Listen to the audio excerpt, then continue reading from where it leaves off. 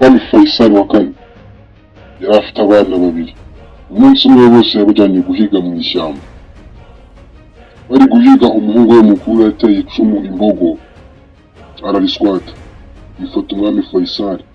Faisal wa kane yaravuze ati, mwana wanjye, uri umunyabwibone, sekiba kurimo, wizerera mu buranga, amafaranga n'igikundiro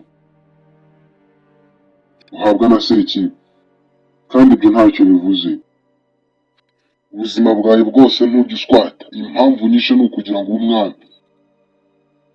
Gusa si wowe wahiswemo kuzaba umwami.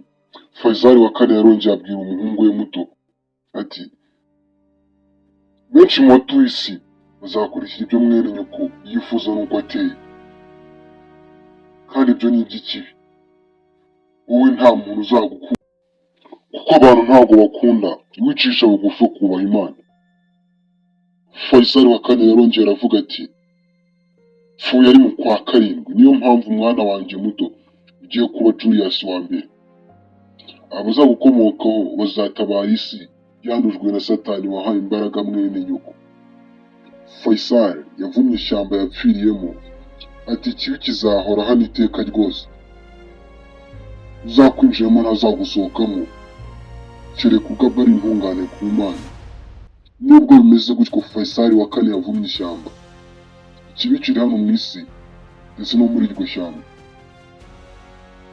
Nubwo bimeze gutyo kandi nanone ikibi kizi yuko umuryango w'umwami Julius wose washize mu myaka 400 ishize, ariko hari ukomoka mu muryango wa Julius ubugingo ngaho ukiriho. Isi niteze amakiro yo kuba yahitabara. Hello teacher. Ya wakaduhaye ngeze kure. Julius, abantu bose ntabwo bateranye 8 ngo ibyari igihugu. That is possible. Kuba abandi banyeshuri byaranze ntabwo bivuze ko nanjye byakanga. Okay, reka nze mufashe. Ntabwo ndi mu rugo, ahantu nagiye kugira ngo ntekereze neza, kandi aciye ko ahantu hatuje cyane.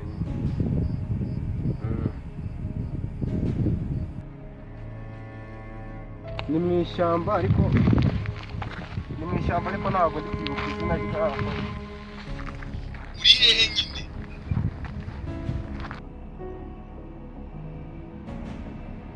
The new protector.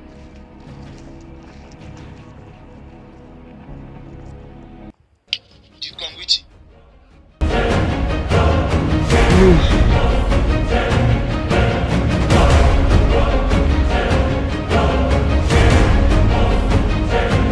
Imyaka 110 yamaze mu ishyamba. CURS niho Isi yose ntihagarika intambara ifitanye ndetse n'urwango bafitanye rutagize icyo rumaze.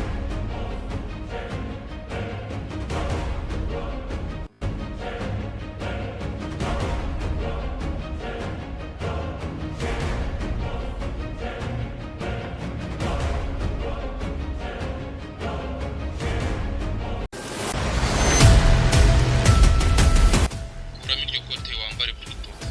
Phone ishyire mu mufuka ukomeze kugenda twumvikana. Julius, turi kumvikana.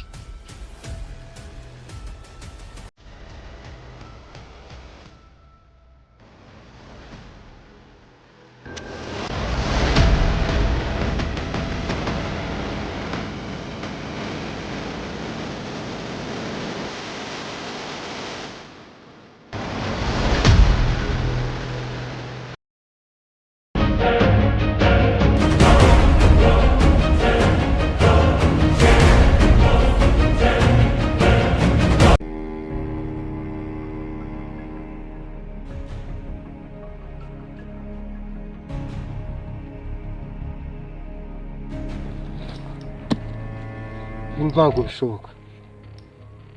Buri kintu cyose kiri hano ni umwanzi wanjye. Kuva nabo nitwa nje nibwo bwa mbere nje mbonye n'ibiti bigenda. Cyangwa ndi kubirota ntago ari byo. No ntago naba ndi kurota. Ndije ngomba kuvana make.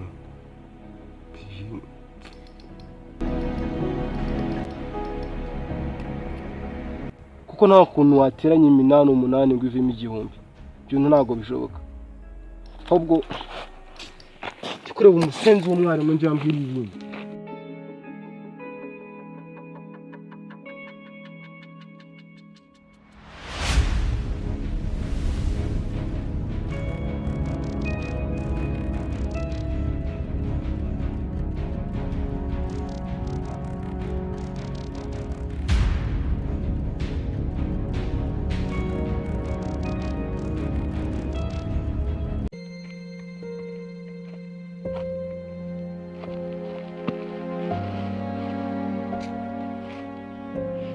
Reka nizigamire nta birenze.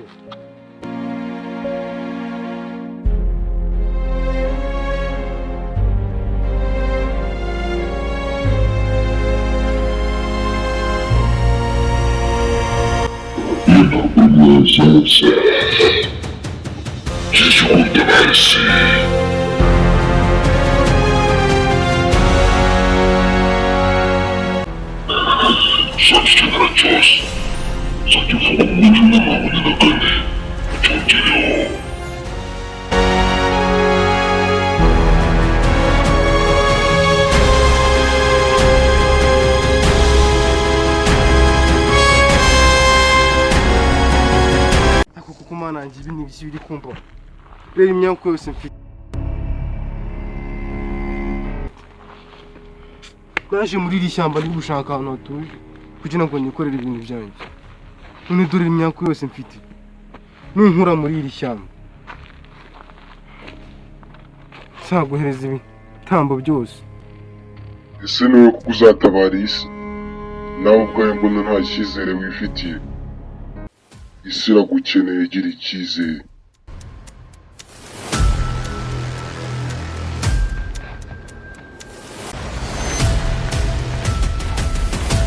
Wirukanke neza utavunika akagura umusore wanjye.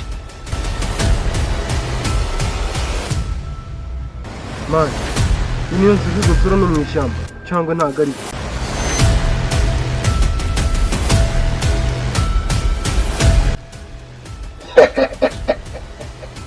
Kabonye ubwoba udukiza uyu muvumo. Ngiye kukurasira ingegera.